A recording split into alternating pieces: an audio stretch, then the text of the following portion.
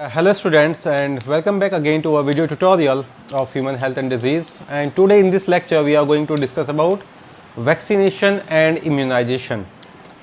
Vaccination is a process of injecting a weakened or dead form of pathogen in our body, which is able to stimulate an immune response, and that immune response is referred as to primary immune response. And on the basis of that primary immune response, our body used to generate memory bodies, our body used to generate memory cells, and whenever there is a subsequent infection of the same antigen, of the same pathogen, our body on the basis of those memory cells are going to generate a secondary immune response or booster immune response.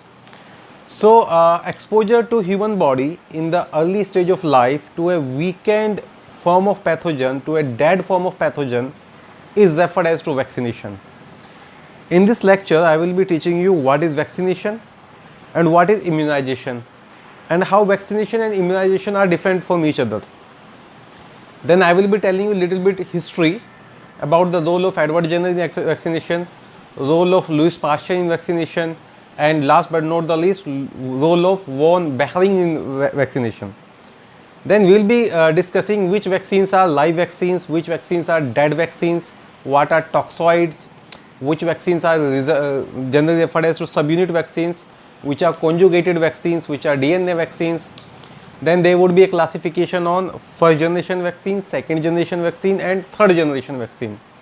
A later part of the lecture it would cover which vaccines are safe during pregnancy and which vaccines are generally not given during pregnancy. Is that clear? So let us start our lecture. First we will be discussing the definition of vaccination and what actually which material is actually referred as to vaccine.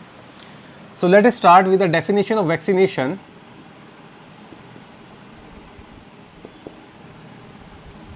A preparation or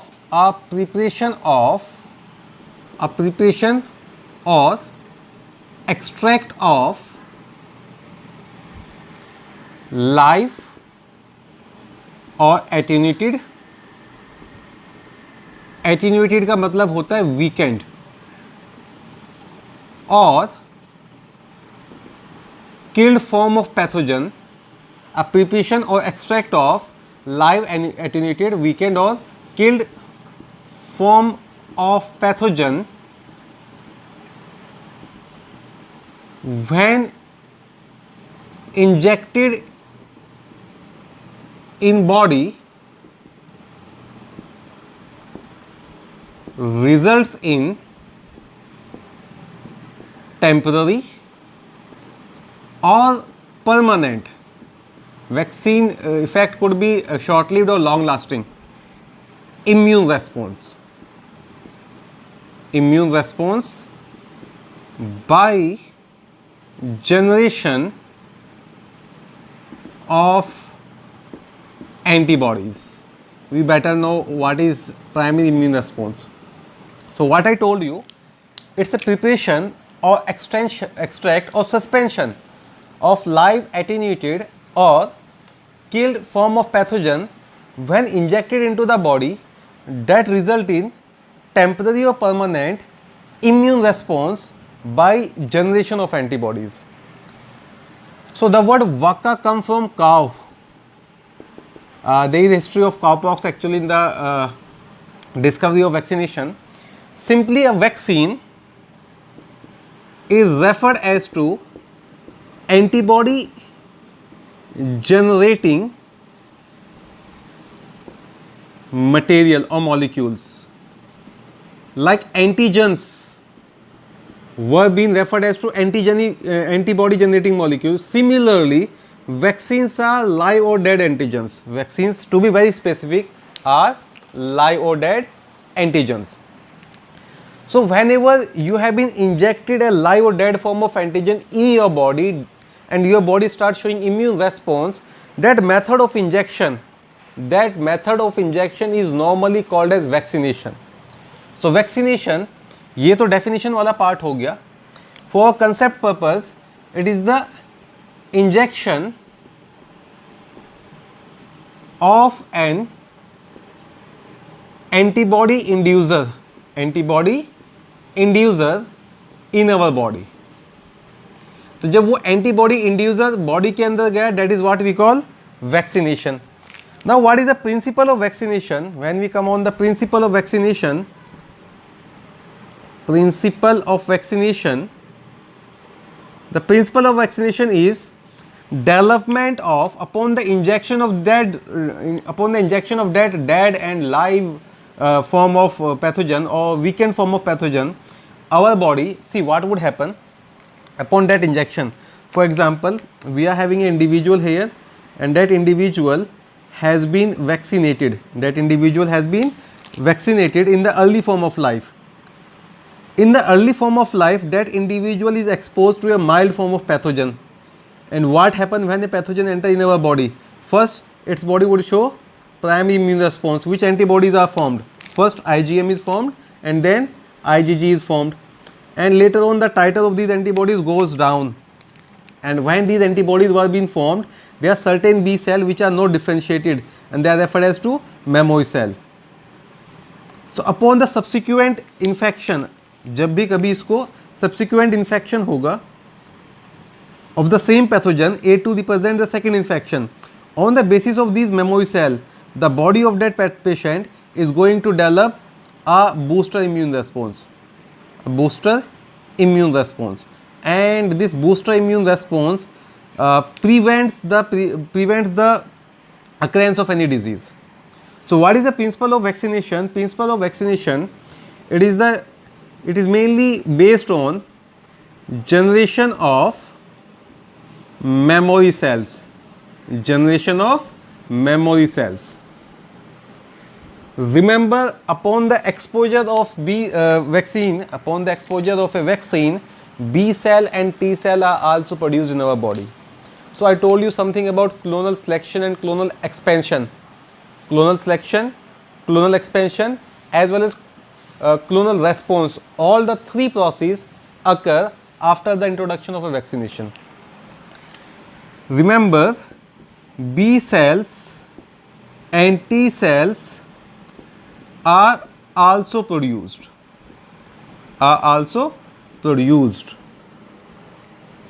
So बच्चे vaccination हो गया, injection of a antibody inducer, injection of a vaccine in our body. For example, at the age of 6 months, 12 months, whatever the age is, आपने किसी बच्चे को vaccination कराया और उस वैक्सीनेशन से उस बच्चे के अंदर मेमोरी सेल्स बन गए. नाउ दैट बच्चा is growing up and at the age of 6 years, let's say 10 years, again उसी पैथोजन का एक्सपोजर होता है. और जब वो सेकेंड एक्सपोजर हुआ तो प्रीवियस मेमोरी सेल के बेसिस पर उसने सेकेंडरी इम्यून रेस्पॉन्स शो किया. तो जब भी आपका प्रीवियस मेमोरी सेल के बेसिस पर सेकेंडरी इम्यून रेस्पॉन्स शो होता है, उस प्रोसेस को मेनली बोलते हैं इम्यूनाइजेशन. सो मेनली जो इम्यूनाइजेशन होता है, अगर मैं यहाँ पर आपको इम्यूनाइजेशन की बात बताऊँ, वैसे तो दोनों जो टर्म है vaccination and immunization interchangeably use किए जाते हैं, बट एग्जैक्टली इम्यूनाइजेशन होता है कि जब उस वैक्सीन की मेमोरी सेल के बेसिस पर आप सेकेंडरी इम्यून रेस्पॉन्स शो कर रहे हैं. Production of antibodies against vaccine specific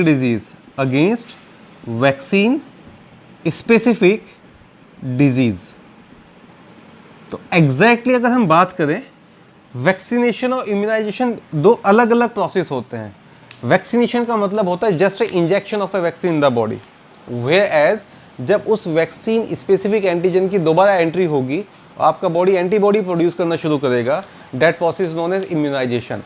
but let me tell you here that vaccination and immunization are interchangeably used. Now there is a one very important concept. जब आप vaccination की बात करते हैं, vaccination produce what type of immunity? It is an active immunity और it is an passive immunity. So what you have learn is that it is artificially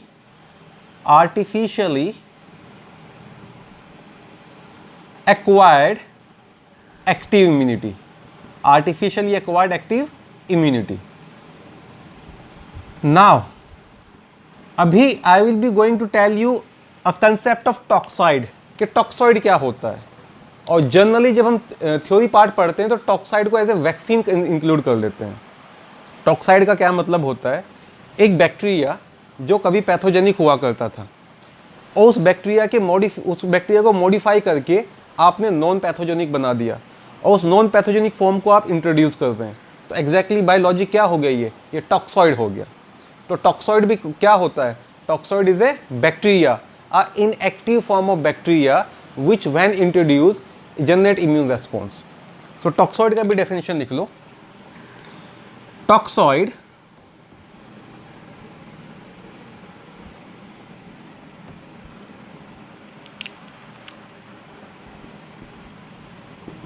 a pathogenic form of bacteria, a pathogenic bacteria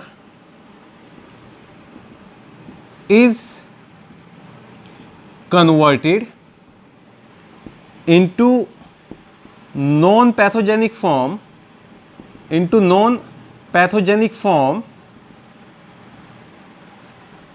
by modification, but still it can generate an immune response. When a pathogenic bacteria is converted into non-pathogenic form, that non-pathogenic form of that bacteria is known as toxoid. The non-pathogenic form of a bacteria is known as toxoid.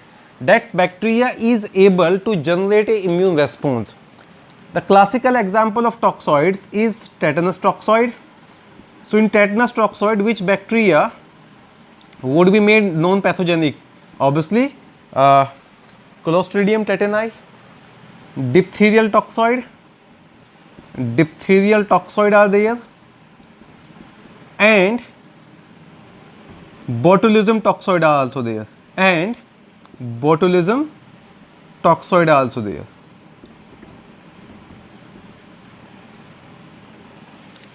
So toxoid is a pathogenic form of bacteria which is made non-pathogenic. So toxoid is also a kind of vaccination. Is that clear? Then जब passive immunisation की बात करते हैं, जब readymade antibodies body के अंदर inject किया जाता है, for example in the case, अच्छा उसको भी हम वैक्सीन कह देते हैं एक तरह से। In the case of snake bite, the readymade antibodies has been injected in the body of individual, the ready-made antibodies has been injected, and that kind of vaccination is known as passive immunization. In case of snake bite, ready-made antibodies are, this is anti tetanus serum. तो tetanus toxoid अलग चीज होती है, anti tetanus serum अलग चीज होती है। In case of snake bite, readymade antibodies are injected, and that type of immunization is referred as to passive immunization, So as I am telling you, this is little bit confusing, so please pay attention here. जो भी आप snake bite के case में या आगे चल के आपको डिप्थीरिया केस बताया जाएगा, रेडीमेड एंटीबॉडीज जो भी आप इंजेक्ट कर रहे हैं वो भी वैक्सीनेशन में ही इंक्लूड कर लेते हैं, पर रेडीमेड एंटीबॉडीज़ के केस में आप पैसिव इम्यूनाइजेशन शो करते हैं। जब वैक्सीन या टॉक्सॉइड आपको इंट्रोड्यूस किया जा रहा है तो आप एक्टिव इम्यूनिटी शो करते हैं। तो क्वेश्चन में मेंशन होगा, अगर क्वेश्चन में मेंशन है about the snake after snake bite what has been injected, वो एंटी टेटनस सीरम के बारे में मेंशन है, तो anti tetanus serum is a kind of which vaccine, you will answer it anti-tetanus serum provide you what kind of immunization, you will answer passive immunization. Tetanus toxoid provide you what kind of immunization, you will answer active immunization. So that is the concept of vaccination and immunization, and on the basis of what thing vaccines work. So again, on a quick revision, I am telling you, after the introduction of vaccine, first your body is generating primary immune response, and then primary immune response is for short lasting. With that primary immune response, your body is generating certain memory cell. B cells and T cells are also produced. We are very specific to B cell here. Upon the next exposure of the same pathogen, the IgG production would be very high. IgG production would be very high, whereas the first antibody which is produced is IgM, and that would be lesser there, and that is for long lasting. So memory cell against a vaccine could be surviving for few months, could be surviving for few years, and it could be long lasting as your life. It depends on your luck. तो कुछ कई बार ऐसा होगा कि आपने बचपन में vaccination कराया पर आपको बड़े होकर फिर से वो बीमारी हो गई. इट सिंपली मीन जो भी मेमोरी सेल थे वो सारे एग्जॉस्ट हो गए हैं. और कई बार बचपन का वैक्सीनेशन ज़िंदगी भर बचा के रखता है. It means the memory cell are still effective. और जब भी एक्सपोजर होता है तो it keep on differentiating into immune cell, let's say called it plasma cell. ठीक है बेटा. Now let us start the classification of vaccination. Let us start the classification of vaccination. पहले टाइप्स ऑफ वैक्सीनेशन बता देता हूँ, फिर classification पढ़ लेंगे. टाइप्स ऑफ वैक्सीन्स बता देता हूँ, फिर क्लासिफिकेशन पढ़ लेंगे. ठीक है. टॉक्सॉइड भी याद रखना. What is a toxoid? It's a kind of vaccine where pathogenic bacteria has been modified into non pathogenic form, right? तो जब टाइप्स ऑफ वैक्सीन की बात करते हैं, कुछ आपको लाइव ही इंजेक्ट कर दिया जाता है जिसके बहुत साइड इफेक्ट होते हैं. कई बार तो आपको बीमारी ही उस वैक्सीन की वजह से हो जाती है, but we should not discuss that in our lecture. तो types of vaccine they could be live or attenuated or weakened form.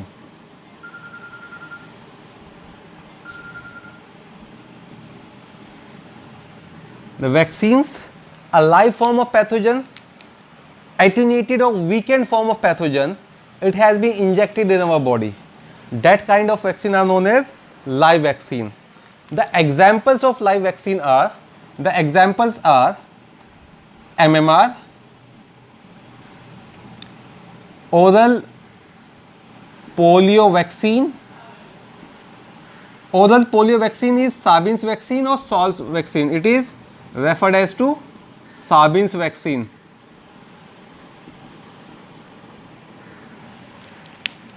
Next, vaccine for TB, Bacillus of Calmette and Guerin. Bacillus of Calmette and Guerin.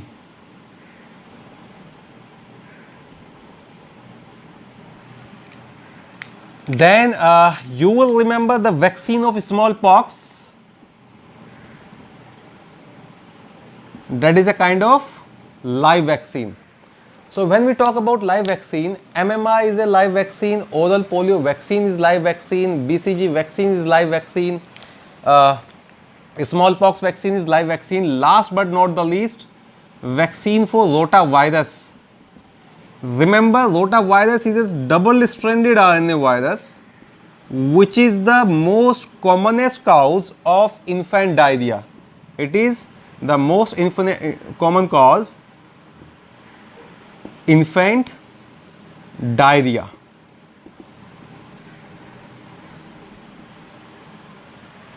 So the category of vaccine which are live or attenuated or weakened, we call that which are attenuated or weakened, we call that live vaccines. And live vaccines, remember 5 example. MMR is for measles, mumps and rubella. Oral polio vaccine, OPV,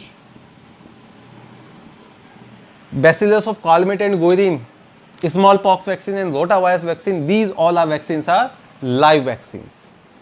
ठीक है बेटा. Second type of vaccine, it would be your killed or inactivated vaccine. It would be killed or inactivated vaccine. They are generally more safe. Killed or inactivated vaccine.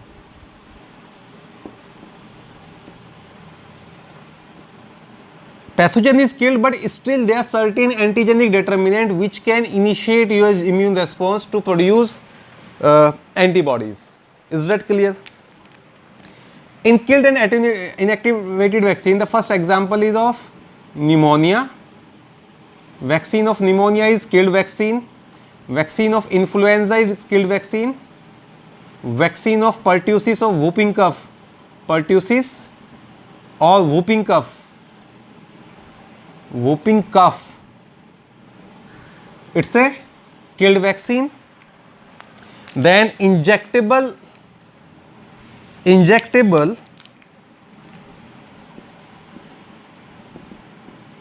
polio vaccine, injectable polio vaccine, which we call Salk vaccine, Salk vaccine. It is killed. Then the typhoid vaccine is killed vaccine. Typhoid vaccine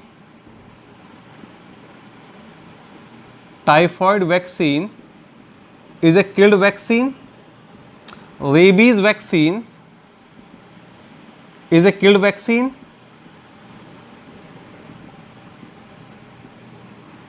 So list of those vaccines which are killed. Remember these 5-6 examples: pneumonia, influenza, pertussis, Salk vaccine, the polio vaccine, typhoid vaccine and rabies vaccine.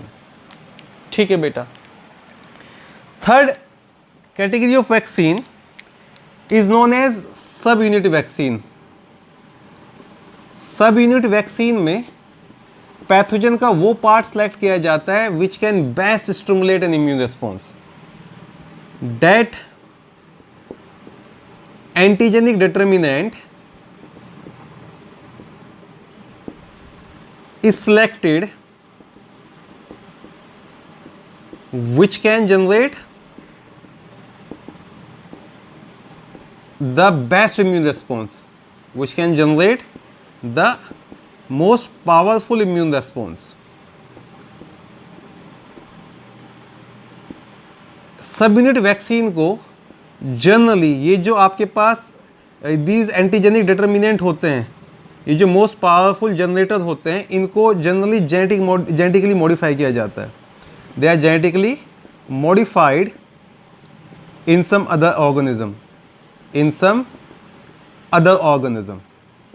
जब second generation vaccine बताऊंगा तो शायद clear हो जाएगा सब unit vaccine क्या है. तो कुछ ऐसा है आपके पास ये पैथोजन है and that is the antigenic determinant which can best stimulate immune response. तो सारा पार्ट हटा दिया पैथोजन का, सिर्फ ये सिलेक्ट किया. और इस प्रोटीन को they have modified this protein, they have been culturing this protein in some other organism. Let's say yeast है यहाँ पर. And when this part of DNA would be injected in that yeast, when this part of cell would be cultured in this yeast, multiple fraction of this epitope would be produced and then these multiple fraction would be used for injection.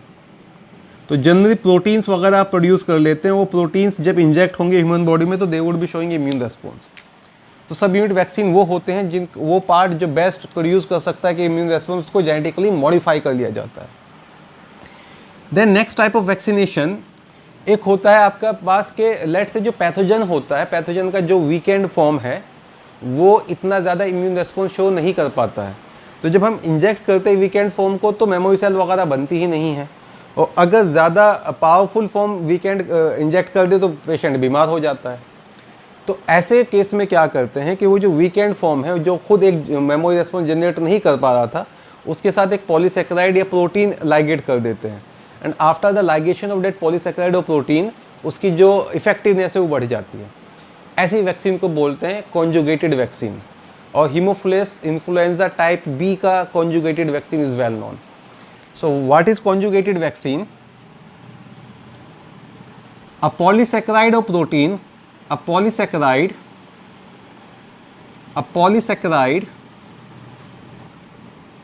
or protein is ligated with pathogenic determinant. इसमें example लिख लेना आप कि जो Haemophilus influenza type B है, nowadays vaccine for Haemophilus influenza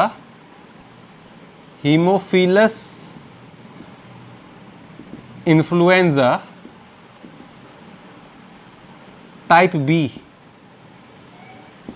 it has been produced by conjugation. ठीक है, तो वैक्सीन लाइव हो सकती हैं, किल्ड हो सकती हैं, सब यूनिट हो सकती है, कॉन्जुगेटेड हो सकती हैं। Last but not the least DNA vaccine के बारे में भी डिस्कस कर लेते हैं। Last but not the least let us discuss about DNA vaccine. See, sub unit vaccine में क्या कर रहे थे आप कि जो भी जेनेटिक मटेरियल है जो एक पर्टिकुलर प्रोटीन को कोड कर रहा है, उस जेनेटिक मटेरियल को आप इनकल्फ करके, उस जेनेटिक मटेरियल को आप इंजेक्ट करके इन ए होस्ट, इन ए यीस्ट के अंदर प्रोटीन्स बनवा रहे थे, और इन प्रोटीन्स को आप इंजेक्ट करते हो एज ए वैक्सीन।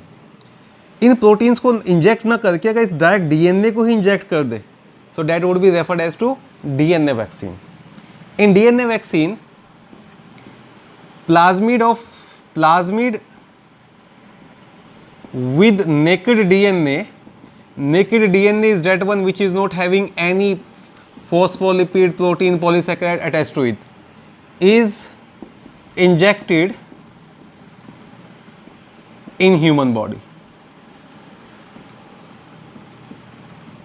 अभी अंडर ट्रायल है, अंडर रिसर्च है। वी होप कुछ प्रोमिनेंट रिजल्ट आएंगे। अगर प्रोमिनेंट रिजल्ट आए तो that would be the most effective vaccine, क्योंकि the most precise protein would be formed in human body and human body would learn how to live with that protein.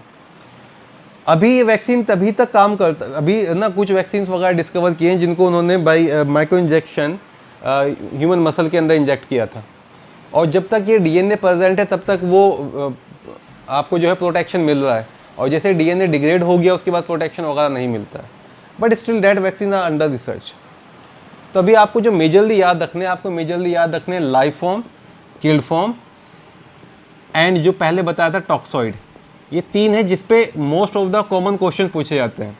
सब unit के ऊपर जल्दी से question नहीं पूछता है, कॉन्जुगेटेड के ऊपर नहीं पूछेगा और डीएनए वैक्सीन के नहीं पूछेगा। अब पूछेगा तो वो ना फर्स्ट जनरेशन, सेकंड जनरेशन और थर्ड जनरेशन से पूछता है, वो अभी मैं कवर करता हूँ।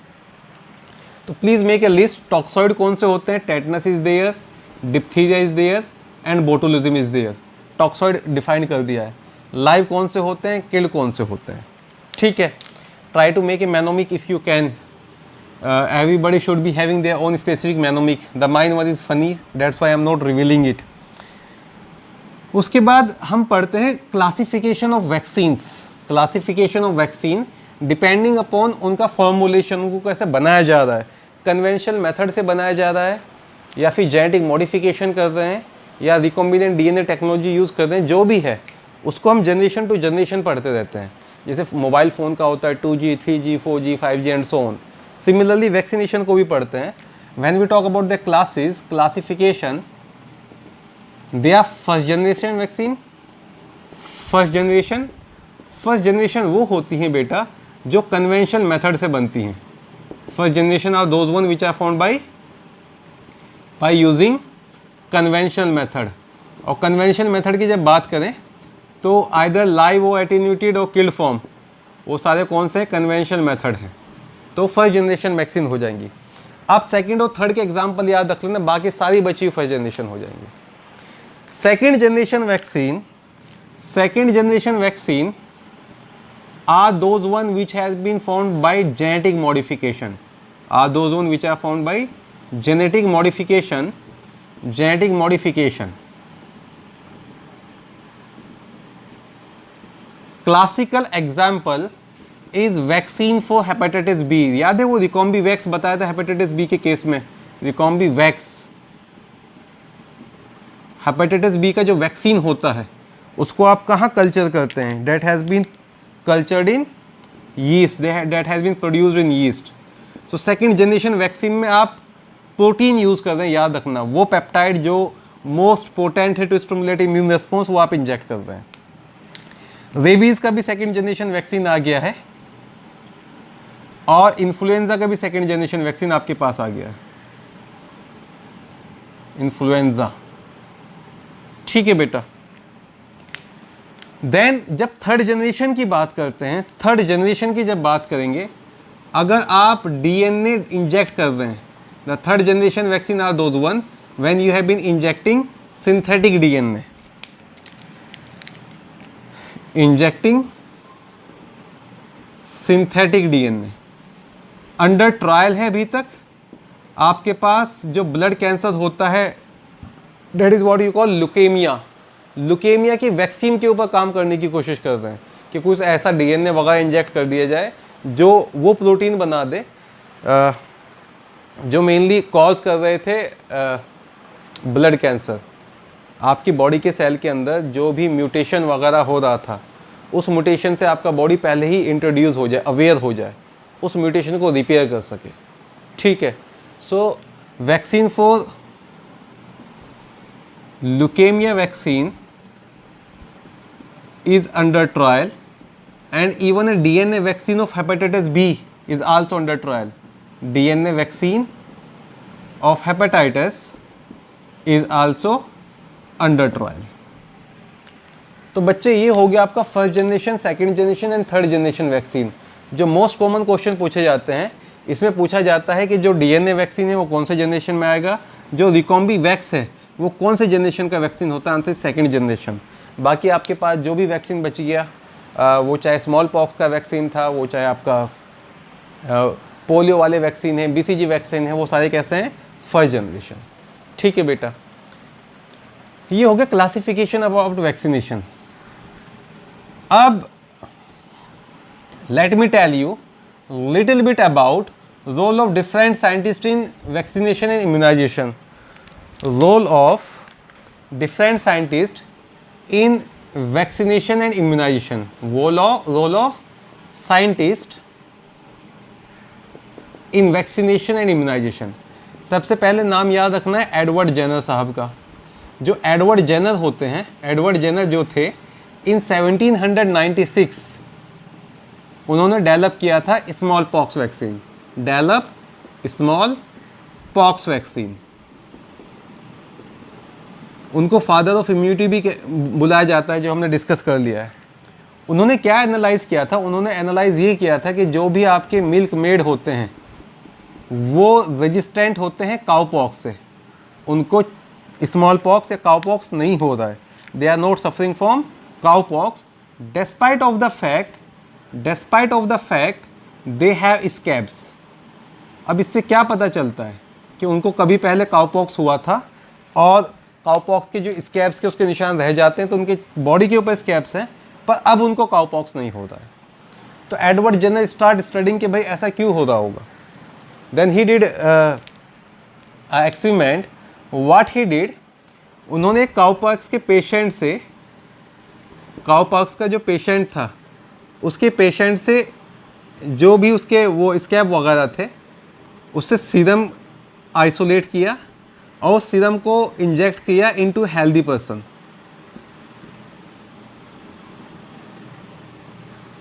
जो भी एक पेशेंट था उसके पेशेंट के जो रैशेज थे, जो भी पस वगैरह बन रहा था, उस पस को कलेक्ट करके उन्होंने एक हेल्दी पर्सन के अंदर इंजेक्ट किया। Later on after few days he injected a live small pox virus, and he find out कि इस लाइव स्मॉल पॉक्स वायरस की इंजेक्ट होने के बाद उसके अंदर कोई सिम्टम नहीं आया। तो इस चीज़ को उन्होंने नाम दिया था वैक्सीनेशन, इस चीज़ को नाम दिया था vaccination. And I told you this कि स्मॉल पॉक्स की जो वैक्सीन होती है वो एक लाइव वायरस की बनी होती है। तो Edward Jenner was the one जिनका रोल है in development of smallpox vaccine. फिर आपको याद रखना है about Louis Pasteur. Louis Pasteur, he is well known to inactivate a pathogen. He is well known for pathogen inactivation.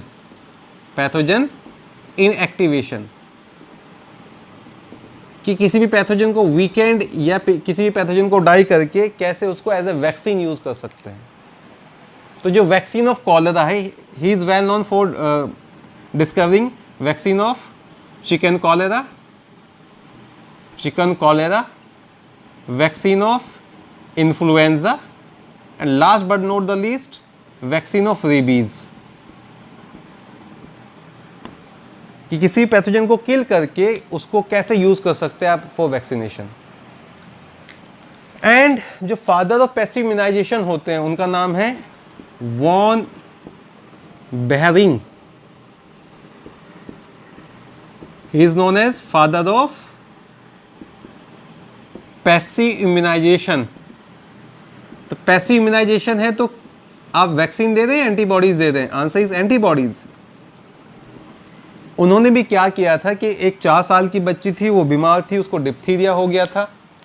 उन्होंने diphtheria का जो टॉक्सिन है वो शिप के अंदर इंजेक्ट किया, शिप का सीरम आइसोलेट किया, उस सीरम से एंटीबॉडी निकाल लिया, वो एंटीबॉडी इंजेक्ट किए थे इनसाइड द 4-year-old गर्ल. और जो 4 साल की बच्ची थी वो उसकी हेल्थ इंप्रूव होनी शुरू हो गई थी. So for using that diphtheria antibodies, Von Behring discovered the process of passive immunization and he is referred as to father of passive immunization. ठीक है बेटा, ये हो गया थोड़ा सा रोल ऑफ साइंटिस्ट के बारे में जहाँ से क्वेश्चन वगैरह पूछे जाते हैं. Then let me tell you which vaccines are safe during pregnancy and which vaccines are not giving during pregnancy. So vaccines safer during pregnancies.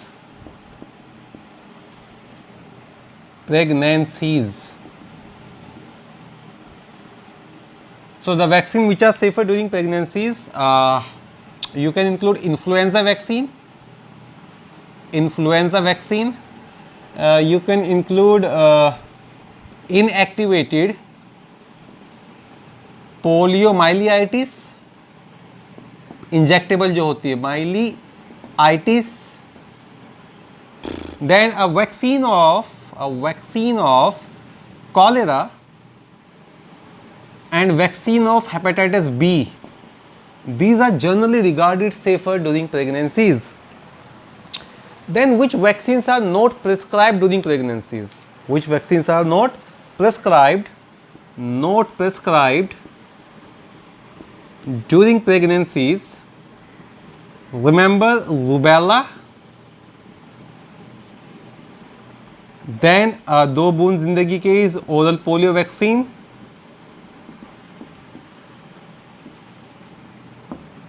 Don't give certain vaccines, otherwise the baby would be roasted. ROSS4, smallpox, and the most important, tetanus. So these vaccines which are not prescribed during pregnancy are rubella vaccine, oral polio vaccine, smallpox vaccine and tetanus vaccine. And those vaccines which are safer during pregnancy are influenza, inactivated poliomyelitis, cholera and hepatitis B. Should I tell you about the program of how the vaccines has been given? वैसे वो पूछे नहीं जाते हैं question, that is of your no use, but फिर भी मैं आपको बता दूं. Let me make a list of immunization program.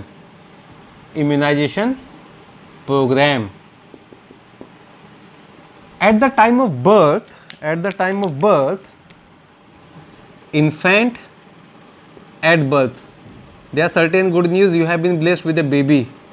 So मिठाई की जगह उसको एक BCG का डोज दे दो प्लस ओरल पोलियो वैक्सीन का डोज 0 दे देते हैं. Dose 0 of oral polio vaccine.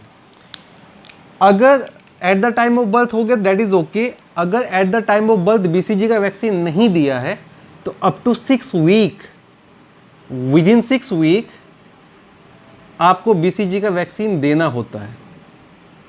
सो जो BCG का वैक्सीन है that has been given up to 6 week. It could be at the time of birth or it could be like 2 week, 3 week, 4 week, or it should be given up to 6 week actually.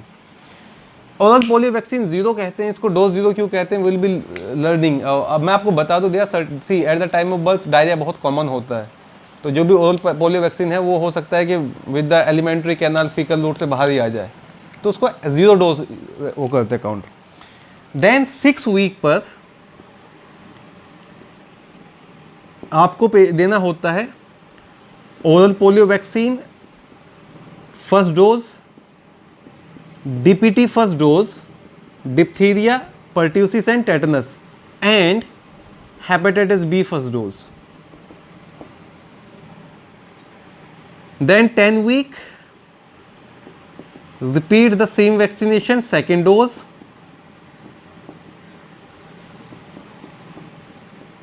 and next 4 weeks later, 14 week,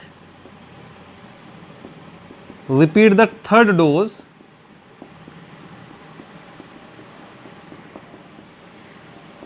of this one. हमारी तो government बहुत aware थी, 5 साल के बच्चों तक oral polio vaccine पिलाते रहते थे.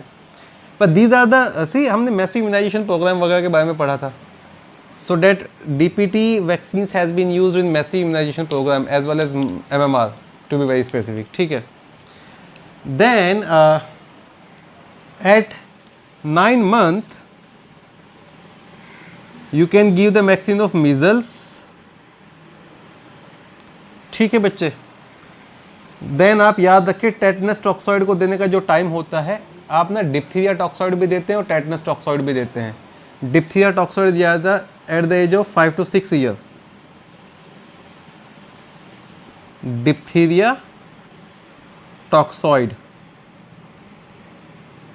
By the age of 10 to 16 year आप पेशेंट को टेटनस टॉक्सॉइड भी दे दें, बेबी को टेटनस टॉक्साइड भी दे दें एक बार. These are also vaccines to be very exact. Then 9 month में vitamin A is also given to prevent that. So vitamin A is given to prevent the nutritional deficiency. Then vitamin A dose is given in 9 month, 18 month, 24 month, 30 month and 36 month. तो जब तक 3 साल का नहीं हो जाता बच्चा, उसको विटामिन ए के डोज दिए जाते हैं. तो ये वैक्सीनेशन के बारे में हो गया. और अगर ये ना भी याद है तो डेट इज ओके. एक और चीज़ याद रखेंगे, जब वैक्सीन वगैरह इंजेक्ट किया जाता है बच्चों का, तो जो एलर्जी है, माइल्ड फीवर है, वो बहुत ही कॉमन है. क्योंकि एक न्यू एजेंट बॉडी के अंदर इंट्रोड्यूस किया जा रहा है, बॉडी इम्यून रेस्पॉन्स शो करता है, तो एक fever, little bit of vasodilation वो बहुत कॉमन है, उसको इग्नोर किया जा सकता है. अगर बच्चे को डायरिया है तो आपने जो डोज दिया उसको एज ए डोज काउंट नहीं किया जाता, बिकॉज इट, अगर ओरल पोलियो की बात कर रहे हैं हम, इंजेक्टेबल की नहीं, तो जो ओरल वैक्सीन है उनको हम काउंट नहीं करते हैं. So student, that was about the vaccination. 2 minute revision. Vaccination का मतलब होता है एक डेड और लेस पैथोजेनिक फॉर्म बॉडी के अंदर इंट्रोड्यूस करते हैं. वैक्सीनेशन एक्टिव इम्यूनिटी शो करता है आर्टिफिशियल. पैसिव इम्यूनाइजेशन में एंटीबॉडी दिया जाता है. टॉक्सॉइड वो बैक्टीरिया का नॉन पैथोजेनिक फॉर्म होता है जो अभी भी स्टिमुलेट कर सकता है एंटीटॉक्सिन्स, जो अभी भी स्टिमुलेट करा सकता है production of antitoxins. Live vaccine, dead vaccine, सब unit generation 1, generation 2, generation 3. Generation 2 में आप रिकॉम्बिनेंट डीएनए टेक्नोलॉजी तो जेनेटिक इंजीनियरिंग तो यूज़ कर रहे हैं, पर आप जो है उसमें प्रोटीन इंजेक्ट करते हैं, याद रखना. जनरेशन 3 में आप डीएनए वैक्सीन यूज़ करते हैं. तो सब unit vaccine our generation 2 and those DNA vaccine our generation 3. ठीक है. और प्रेगनेंसी में कौन सा सेफ़ है, कौन सा नहीं सेफ़ है, ये जनरली नहीं पूछा जाता, बट मैंने आपको बता दिया है. So that is all for today, that is all for this lecture. Vaccination के बाद हमारा नेक्स्ट टॉपिक शुरू होगा. इम्यूनोलॉजी ख़त्म होने वाला है. Now we are going to start the disorders of immune system. पहले हम पढ़ेंगे एलर्जीज़ के बारे में, फिर हम पढ़ेंगे ऑटो इम्यूनिटी के बारे में, देन आएगा AIDS and we will be talking about cancer. तो 4 तरह के डिसऑर्डर्स पढ़ने के बाद we will be jumping on drug abuse and drug addiction. So take care students, work hard, thank you.